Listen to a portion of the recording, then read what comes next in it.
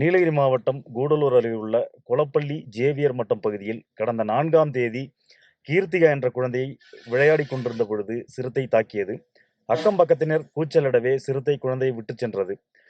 இதேபோல் நேற்று பந்தலூர் அருகில் உள்ள மேங்கோ ரேஞ்ச் எஸ்டேட் பகுதியில் அங்கன்வாடியில் விளையாடிக் கொண்டிருந்த ஜார்க்கண்ட் மாநிலத்தை சேர்ந்த நான்சி என்ற 3 வயது குழந்தையை சிறுத்தை தூக்கிச் சென்றது.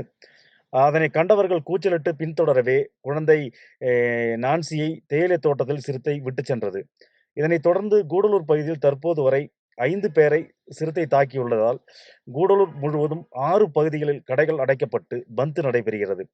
இதனைத் தொடர்ந்து ஏற்கனவே 10 இடங்களில் கூண்டு வைத்து ட்ரோன் கேமரா மூலம் சிறுத்தையை வனத்துறையினர் கண்காணிக்கும் பணியை தீவிரப்படுத்தி வந்தனர். மேலும் மயக்க ஊசி செலுத்தும் பணியும் தீவிரப்படுத்தப்பட்டுள்ளது. இன்று காலை முதுமலையிலிருந்து பொம்மன் என்ற குமிக்கான வரவழைக்கப்பட்டு சிறுத்தையை கண்காணிக்கும் பணி தீவிரப்படுத்தப்பட்டுள்ளது. மேலும் ஒரு குமிக்கி யானை முதுமலையிலிருந்து வரவழைக்கப்பட உள்ளதாகவும் கூறப்படுகிறது. இதற்காக வனத்துறையினர் 80க்கும் மேற்பட்டோர் மற்றும் முதுமலை வனத்துறை கால்நடை மருத்துவர் ராஜேஷ் மற்றும் சத்தியமங்கலம் வனத்துறை கால்நடை மருத்துவர் அடங்கிய குழு துப்பாக்கி மூலம் மயக்கூசி செலுத்தி சிறுத்தையை செலுத்த தேடி வருகின்றனர்.